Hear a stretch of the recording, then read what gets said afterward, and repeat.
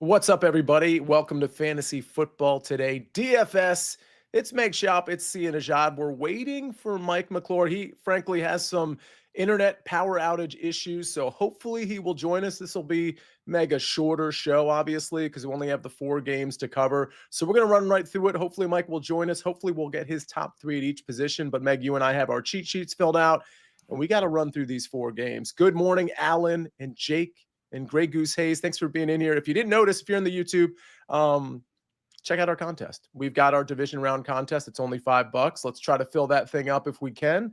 And if you're listening to the podcast, it will be in the podcast description as well. Meg, how you doing?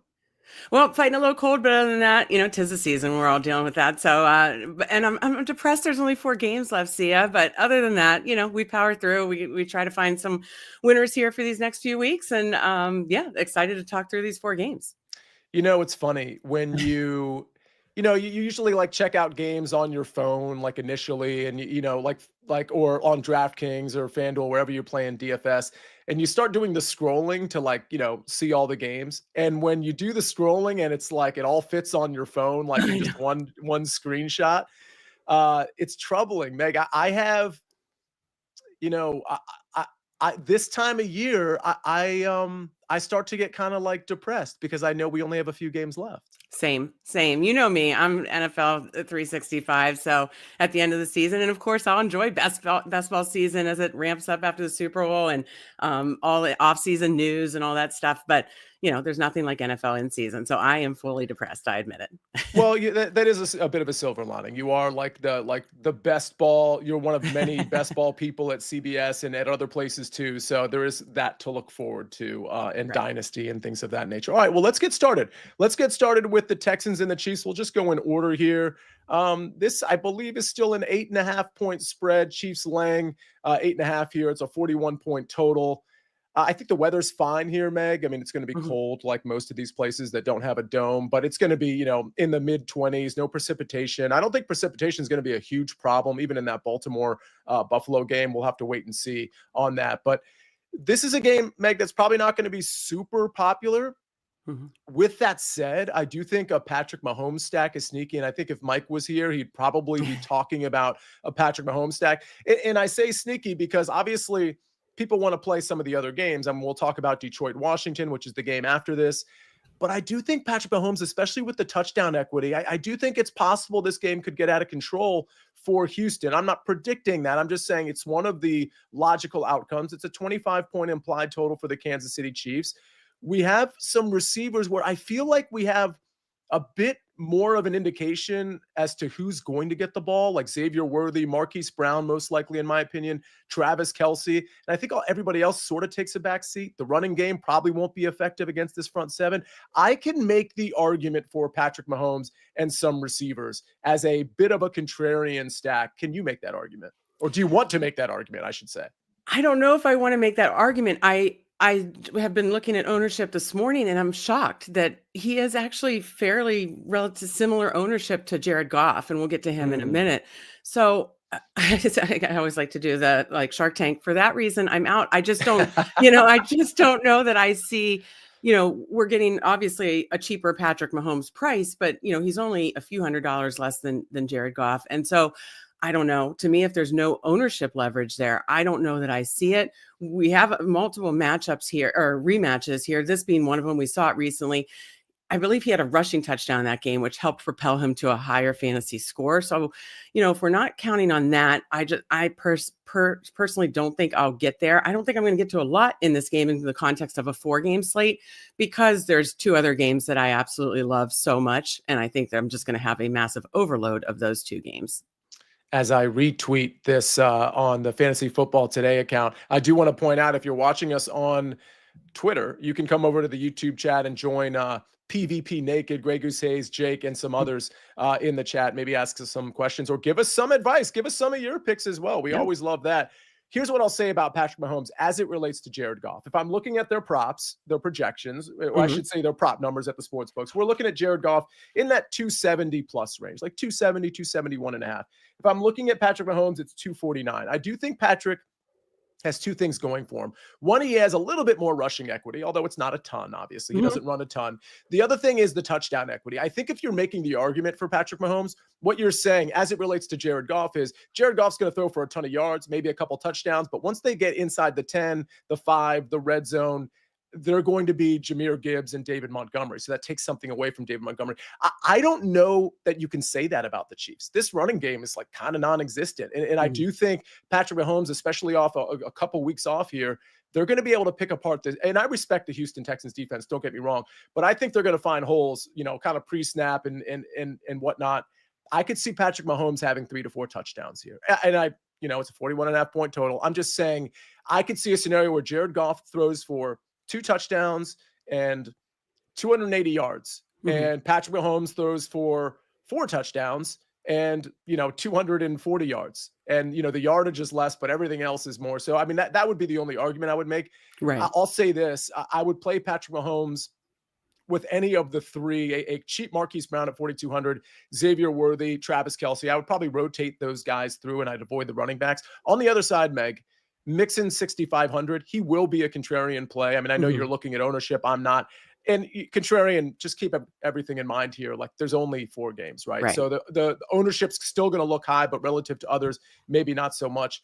I don't think Mixon's going to have any running room. If he's going to do anything, it's going to be in the receiving game. And if you want to play that contrarian angle, I totally get it. Nico Collins, 7,600.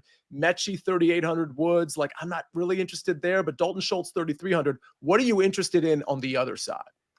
One and only play. I love my cheap tight ends. Dalton Schultz, I think had a little success in this matchup a few weeks ago. I know he certainly hit his over prop because that's like been a trend, like target over, tight end overs against the Chiefs. That's where you can attack them. So I know for sure he hit his over prop because I hit it. But yes, I Dalton Schultz at 3,300 is where I'm looking to save some money. And, one of the only pieces on the Texans. There's just too many other explosive offenses on this slate that I'm interested, that I'm not going to go to Nico and mix in a tough matchup. Do you see Nico right now? And I know it's a little early. Do you see him with a ton of ownership here relative to some of the other high profile receivers on this slate? Yeah, let me look him up specifically because I'm guessing no. He's relatively lower. And, like you said, context of the slate, it's looking like about 15% ownership. So that's definitely lower compared to a lot of the other studs on the slate. So sure. And so again, if you decide you want to play that Patrick Mahomes angle, maybe bringing him back with Nico Collins makes a little bit of sense. Granted, most people who are building Mahomes stacks will do that run back. So you have to keep that in mind. But again, we're talking, lineup construction is going to be important. And so, who you decide to pick, but also just know that, this next game we talk about, Meg, and I don't know, are we ready to transition to the next game? I just have one more comment. I will say that Mahomes weapons are so cheap. So, ownership is going to come with that. And if you want me to tell you which one, I can't do that, but I can say that I will rotate through probably one of his weapons. So I think in this game for me, it's one of Mahomes's receivers and Dalton Schultz. That's how I'm handling this game. Yeah, it's so interesting because now that you mention it, this is why Mahomes is so popular because people are running optimizers and they're seeing with these other games, which we'll find out in a second, the pass catching options are very expensive, rightfully so. But when you have Xavier Worthy, Marquise Brown, and Travis Kelce all between 4,200 and 5,200, it makes a lot of sense to stack Mahomes. So keep that in mind as well. If you do those Mahomes stacks, you're going to be able to probably create some nice looking lineups. I think I think Travis Kelce at 5K makes a ton of sense. Between Xavier Worthy and Marquise Brown, before we move on, and considering their price, who would you prefer to play? I've honestly mixed them in different shell lineups, so I'm probably whatever fits is probably my true and honest answer. But I'll say Worthy. He's been very involved lately. But we saw, I believe Marquise Brown, his targets per route run is very high. So when he's out there, he's gotten a lot of work. And now that we're in the playoffs, I have no problem with either. It'll likely be one of them for me, whichever fits in the build. Receiving yards props for each, just so everybody knows. No, Xavier Worthy is 50.5, Hollywood Brown 42.5. Xavier Worthy maybe has some more equity in that kind of short. I'll toss a quick one on what looks like an end around, but it's a forward pass. Like Xavier Worthy is going to get some of those plays too, potentially over Marquise Brown. And oh, by the way, Travis Kelce, he is slated to get 52.5 receiving yards, probably more receptions than the other two, obviously. All right, let's move on to the Commanders and the Lions. 55.5 point total, 55 actually now in some places, rightfully probably moving down. Meg, what's interesting about this one is I think here's what both of these teams want to do. Whether they can is a different question. They want to control the clock like Washington did against Tampa last week. And so I do think this game has the potential to not be the shootout that people think. And again, when I say not the shootout people think, I'm saying a score of 27-20 or 24-20 rather than, what this 55.5 or 55 point total indicates.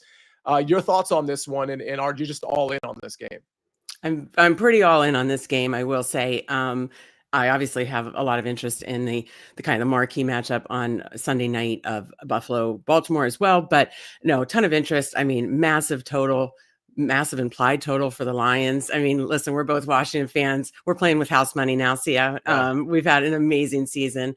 Obviously rooting for Washington to keep moving on here. But realistically, I think the implied total for the Lions is right. And so I with that said, I'm kind of in the mindset that people are going to stack up the Lions. I'm not going to be not afraid to overstack the Lions. I think it's going to help. I'm going to handle this. And does that mean your favorite quarterback? And we'll get to your stack and your cheat sheet in a little bit, but is it Jared Goff at 6,300? It is, with the kind of, I believe Dan Quinn runs a lot of man defense. Jared Goff has had a ton of success against man defense and the type of coverages that Washington runs. We know well, and I honestly, going into the season and into the best ball season, I was a little wary on Jared Goff. They get run heavy in the red zone, but we've seen this team can just put up so many points. And so, Gibbs and Monty can get there, but Goff can too, or maybe, one or two of those are passing touchdowns. So I really like Jared Goff in this spot coming off the bye at home in this electric matchup, electric atmosphere. So I definitely am very high on Goff and just not being afraid to overstack it from the Detroit side. Yeah. Amon-Ra St. Brown slated. I feel like mentioning the props is pretty instructive to some degree. So he's 76.5 receiving yards, and I'm not even looking at the receptions, but we know that he likes to work in the short area. So he's probably going to get a lot of receptions too. Jamison Williams, he's 6,100. He's slated to get 55.5 receiving yards, and we know he can break one. So let me ask you this. If you're overstacking Jared Goff, because obviously Jahmyr Gibbs is in this conversation too, because he's a pass catcher as well. Obviously David Montgomery playing in this game too. We got guys like Tim Patrick at 3,700, who I think is interesting. Sam Laporte at 4,200. Is it Jared Goff with 3 pass catchers? Is that what we're doing here? I think for me, and these are based on some of the shell lineups I've played around with and built so far, I don't mind Jared Goff, one running back, and you can go either one. I mean, you're going to get a little ownership discount on Montgomery, but not a ton. Honestly, people are still on that as well. Don't mind, probably not likely in Goff lineups. Don't mind playing both running backs, especially on the Saturday 2-game slate. But as far as Goff stacks, for me, it's probably going to be Goff, one of the Lions running backs, and 2 pass catchers. So that's probably how I'd handle the overstack.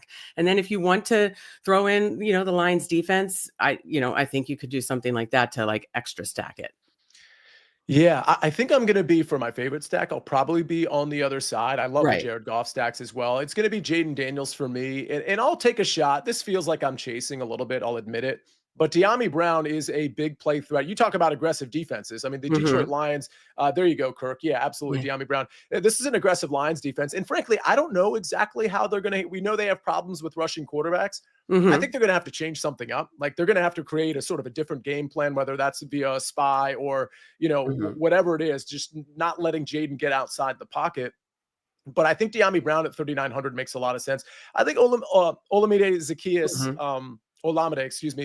at 4,300 makes sense. The problem with Zaccheaus is he's just more of a possession guy. He can get downfield, but it's really De'Ami that's running those deeper routes. And against man coverage, if you get Jaden Daniels buying some time, I love. And by the way, I mean, Terry McLaurin obviously in this conversation too. I think you could double stack Jaden Daniels with those two. And then I think you can still probably make lineups with, including Amon-Ra St. Brown on the bring back and maybe a Sam Laporta. I think David Montgomery is really interesting. If you just want to go kind of contrarian with how this game is going to go, because I think the focus will be on a lot of the pass catchers, maybe Amon-Ra St. Brown gets them down to the 5-4 yard line on plenty of drives or whoever. I'm just saying Amon-Ra St. Brown because I remember last year he tended to get tackled at the one like all the time, or maybe it was 2 years ago. David Montgomery, he's anybody in this game that runs the ball for Detroit is live for 3 touchdowns. So maybe David Montgomery steals all the touchdown equity, but you still got Washington scoring. So you do a stack that maybe not a lot of people are going to do with Jaden Daniels, and then you bring it back with Montgomery as opposed to Gibbs and Amon-Ra St. Brown. Things like that I think are interesting because, once we get closer to lock, I think people will be shy to play David Montgomery versus somebody like Jahmyr Gibbs. Who do you like on the Washington side? On the Washington side, it is going to be, I mean, I love Terry McLaurin, and he is getting all season. I actually had on Sportsline had his anytime touchdown last week. So, he has a ton of red zone equity. Love Terry McLaurin if you can fit him. The problem is I don't know if I'll be able to fit him. So I do like some of the cheaper pieces. Don't mind Diami Brown. I actually do like Zaccheaus. You can attack Detroit kind of the best out of the slot. And so if he's working that area, like Zaccheaus, I know kind of the matchup for Ertz is not great. So typically I'd say Zach Ertz, but I know the matchup isn't great. It didn't work for me last week, but I wouldn't mind going back to Eckler in a potential game script where they need to get the ball to him. He and Brian Robinson had kind of like an equal workload last week, and kind of even an equal workload in the passing game, which surprised me. And I know we talked about this, so that surprised me a ton last week. He still got over his receiving prop, but he didn't have the big receiving game, or in that I expect. I think that we all kind of expected. So, but I wouldn't mind going back there, especially if he's coming at lower ownership. Just in bringing it back with 2 cheaper pieces. If you're doing a Detroit stack, maybe bring it back with like an Eckler Zaccheaus or an Eckler Brown, something like that. That makes a ton of sense. And by the way, you're right about Zaccheaus in the slot. I mean, that it makes sense. I'm looking for the splash with Diami, but because Zaccheaus will be kind of like the undercard to Diami in terms of what people are going to want to do, he certainly makes sense. I love the Eckler call. I was really surprised. Me too. That not only, first of all, I was surprised that, and I understand you're trying to create some sort of running game. I totally get that, but he was running like you were just wasting a down with Brian Robinson. That's just the bottom line. And what I was surprised though about was he was involved in the passing game. And it's not that he was bad in the passing game. He just wasn't Austin Eckler. Eckler, like that crazy third down kind of over the shoulder catch that Eckler had late in the game to go over his 2 catches and his 19.5 receiving yards. Brian Robinson doesn't make that catch. And I do think Washington's smart enough to make that adjustment, especially in a negative game script, just to get Austin Eckler on the field more. I mean, you got to do it. So I hope love, so. Yeah. I love the idea of going all in on Austin Eckler this week at 5,100. He'll get some ownership, but I don't think people are going to be crazy about playing him necessarily. So love the Austin Eckler piece. Love, obviously, Terry Diami and Olamide. I think Eckler, from a pricing standpoint, I think Eckler and Diami are probably my favorite of the two. And then on the other side, my favorite probably Amon-Ra, and I think I got to play. I don't want to do it. I think I got to play David Montgomery in some lineups too. I do too. I like David Montgomery too. I like I said, I think I'm going to have a minimum 1 Lions running back, and I don't mind doing some with Montgomery. You get a huge discount price wise, and then you get a slight ownership discount. And I'm seeing, just to talk ownership on the Washington guys, it looks like both Zaccheaus and Eckler are fairly low owned. Let me look up Diami, but it's looking like both Zaccheaus and Eckler are really low owned, and Diami Brown. So it looks like all 3 are pretty low owned. I think people, which is kind of weird to me, but not really, because Jaden's getting ownership, understandably why, but I think a lot of people are playing it like maybe he's getting it a lot with his legs, and I'm not going to force too many run backs with him, which I think is smart. And so if you wanted to approach it that way, just Jaden 1 Washington piece and then kind of loading up on the Detroit side, I think that's smart. And I think that's why we're seeing ownership on Jaden, but not necessarily some of his, secondary pass catchers.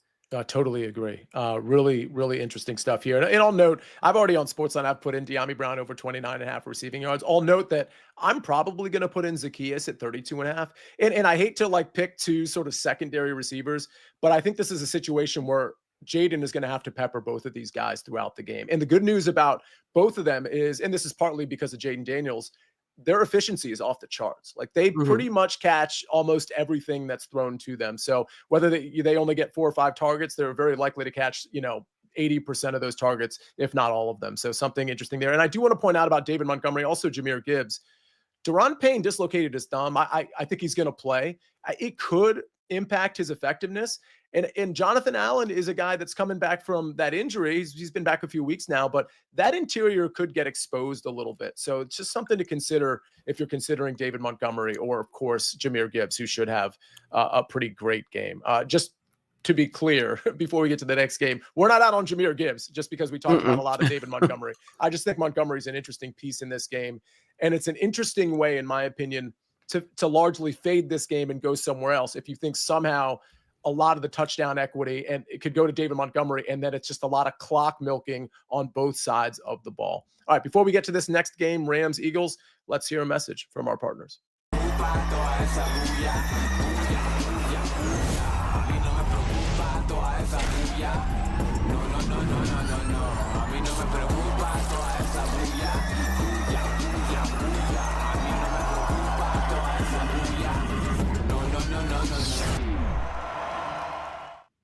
All right, we got the Rams at the Eagles. I believe this one is still standing at around 44. Oh, it's down to 43. I was on By the Book yesterday, Meg. I took the under 44. So the market is going with me here. Still have a pretty big implied total for the Eagles, at least at almost 25 points. Obviously, we know the Eagles favored by 6 in this one. I think this is going to be a low scoring game, Meg. I'm really not interested in the Rams side. I don't want to get cute with like DeMarcus Robinson or Cooper Kupp. I don't know what's going on with Tyler Higbee. I don't know if he's going to play or not. That sounded scary for a second. Then it was like, oh, he's practicing on a limited basis. Puka Nacua obviously has my interest, but I could see myself just kind of skipping over him. I'm not interested in Kyren Williams personally. I don't think he's going to be effective against this defense. And I don't know that I love the Eagles either. But then again, that might be the sentiment of everybody else. What do you like in this game? Pretty much one player. And this is another rematch. And in this game earlier in the year, Saquon Barkley went off for almost 50 DK points. So I'm not saying he's going to do that again, but I do think he is the explosive piece in this game that I definitely want. He's the chalk buy for me. Spoiler alert to my cheat sheet. And it's pretty much just him, honestly. Someone in chat said, are you fading the Rams game? Kind of outside of Barkley. I mean, that's who I have interest in this game, and then kind of move on. So Barkley's combination line, rushing and receiving, is obviously top on the board. It's about, depending on where you look, it's about 125, 126.5. The next person down, just so everybody knows, is Jahmyr Gibbs, and he's right around 112.5. So that's not that far apart. Those two certainly going to be chalky in lineups. People, I think, will try to figure out how to get both in their lineups and go cheap in other places. And again, Derrick Henry, 109. The next person down in the combo lines is Puka Nacua, a receiver at 93.5. So that's interesting. And Kyren is 92.5. So, Meg, the issue I have with just taking Saquon and just bouncing out of this game, like Jake Benagar is saying in the chat, is that I feel like there's going to be a decent amount of people that do that. So I wonder if we're trying to build something that's just different, and it doesn't have to be a stack. If we're trying to include some players that are just a little different that people are going to be really shy to play, I'm trying to figure out who that's going to be. Obviously, AJ Brown makes that conversation in a big way because chunk plays are something that could be a thing here. I don't know that I'd want to play AJ Brown with Jalen Hurts, though. I think an interesting move is to grit your teeth and hope that Barkley doesn't have the big game, and then actually play Jalen Hurts with AJ Brown and like Dallas Goedert and run it back with Puka Nacua, because I just don't see a lot of people doing that. I don't know that I'm going to get there, but would that be the contrarian way to play this? I definitely think the Hurts passing game and fading Barkley would be the contrarian way to play this. I don't think I'm going to do that. I don't see me doing that. And another part to that is because I love these high priced running backs. We talked about either Montgomery or Gibbs, obviously being an expensive one. I love Barkley. I love Henry in the next game. So there's just these high priced running backs that are a priority to me. It's kind of been the meta for the season, right? And spend up on running backs and make other things fit. And that's kind of how I'm going to handle this week. And that's why I don't see me getting to like a Hurts stack or even Puka or some of the higher priced Rams, because we're not going to discount, on the Rams. Unless you found a contrarian Rams, like if Higbee was a go or something like that, maybe approach it like that. But I just don't know how I'd approach this from the contrarian angle, because I don't love that, Yeah, Stafford 5,200. I mean, again, though, like Stafford, a Stafford stack or double stack, it just doesn't make a lot of sense Mm-mm. against this defense. In fact, speaking of the defense, Kirk Schroyer says Eagles DST. Yeah, I mean Right. that Definitely. Yeah. certainly makes a lot of sense here. I don't know that there's anything else to discuss in this game. I'll ask you this: Devontae Smith is 5,600. We do like chunk plays with the Eagles. Mm-hmm. Is he a player to maybe you get Barkley and you throw in Devontae Smith there? I mean, is Devontae Smith any interest in him for you at 5,600? I think he'd be in the pool, but I don't know. Again, I just don't feel confident that I'd get to Yeah. him. Yeah, I mean, if you look at the passing yards for Jalen Hurts, this doesn't exactly seem like a prolific game. It, Mm-hmm. it opened, I think, at 202.5. In some places, it's as high as 205.5, but I don't think we're going to see a ton of passing volume here. So I'm not going to get super cute with this one. But don't forget, it's just a 4-game slate. Yeah. So, being different makes a lot of Mm-hmm. sense. Let's go to Ravens and the Bills. I mean, this is the game of the week, obviously. I mean, at least in terms of the matchup and the spread, it's Ravens now favored by 1.5. This really flipped. It's a 51-point total. Meg, I like Josh Allen in this game. I like Lamar Jackson. I think let's start with the Josh Allen side. I really don't know who to play him with. I think Khalil Shakir makes the most sense, but I don't know who else to play him with. Are Mm-hmm. you messing with the Josh Allen stack? I am interested in Josh Allen, but not forcing a stack. There are too many other receivers that I like. And as we've seen with Josh Allen really all season, and even last week, he had that long pass to Ty Johnson. Yeah. I know Shakir, I believe, racked up some receptions, but it's so hard to pinpoint who it's going to go to. And so therefore I just don't really try to. I just try to soak it all up in the Josh Allen side. And so I don't think I would force a stack at all with that. I do have interest in Allen, just not forcing any stack on the Buffalo side. Fair enough. Ty Johnson, interesting. If you just wanted to get really cute in this thing at 4,500, especially if you think it's going to be a negative game script for the Bills, which it may not be, obviously, but Josh Allen, Ty Johnson, Khalil Shakir, that type of stack, I don't actually hate. Right. If you maybe flip it around to the other side, which is what we'll do now, and you just kind of go all in on Derrick Henry and you say to yourself, what's going to be Lamar or Derrick Henry running the ball all over the Bills? I mean, that's certainly the game plan, and I think they're going to be largely successful with that. Derrick Henry, I mean, he could pile up 150 yards and 2 touchdowns here, right, Meg?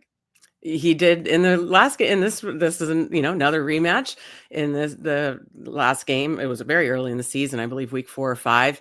I think he had almost 200 yards. That was the one where he opening run, he just went for the whole distance of the field. So I think he had almost 200 yards, and I actually think he got a receiving touchdown too. So I believe he had close to 200 yards and 2 touchdowns. So for me, I'm not saying Saquon and Derrick Henry are going to run back exactly what they did to these two teams in their first matchup, but in a Sunday only, it'll be preloaded with those two. And even in the full 4-game slate, I have a lot of interest in these two guys. Do you like playing Derrick Henry over playing Lamar Jackson? Like if you have to declare what you're going to play here? If I had to choose, I mean, I still have interest in Lamar, obviously. Yeah. But if I had to choose between the two, yes, I'd probably go the Derrick Henry side. And last week, the Lamar stacks were, it was a lot of Mark Andrews and Isaiah Likely because they were super cheap. They're still pretty cheap here. Zay Flowers, I don't expect to be back. Rashad Bateman got that touchdown early, but really didn't get a ton of work after that. I guess if you're playing Lamar, my question for you is, are you doing what a lot of people did last week? Or are you doing, I think Mike even suggested this, or it might have been you, like Lamar and Derrick Henry, and just suck up all the oxygen because both of those are going to get all the touchdown equity? Definitely on the 2-game slate. I like that a lot. I don't mind doing that on the 4-game slate either, and just sucking up all of Ravens touchdown equity. If you did want to stack outside of Lamar, I would say Likely's probably my favorite. We saw him way more involved last week without Flowers. And then, I've definitely have interest in Bateman so Bateman, Likely, Andrews, I'd probably have at least one. That's one where I feel a little more comfortable stacking at least one of those with Lamar in Lamar builds. And last question among the quarterbacks here. If you can only choose one stack in this game, and it's a Josh Allen, and forget about stack, one quarterback, and it's Josh Allen versus Lamar Jackson, which way are you going? Oh gosh, that's so hard, right? Yeah. I mean, I think I'm going to say Josh Allen only because I am so bullish on Derrick Henry, Derrick right? Henry, And yeah. so, it's a 51 point total. It absolutely could be that it's just this back and forth shootout. Obviously, we're all so excited to watch this game. It absolutely could deliver, from a points perspective too. But yeah, if I had to choose, I'd say it's going to be Josh Allen, Derrick Henry, for me.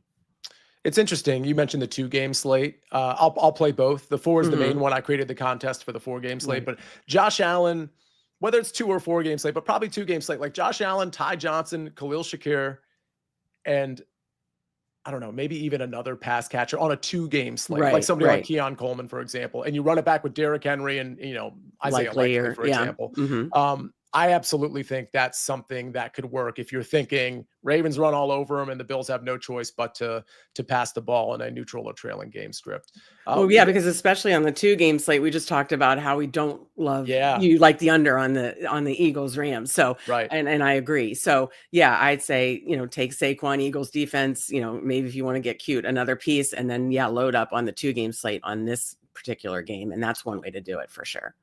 Yeah, and one thing to consider too, and I've mentioned this as we've sort of whittled down from 13 game slates to now we have 4, is contest selection is really important.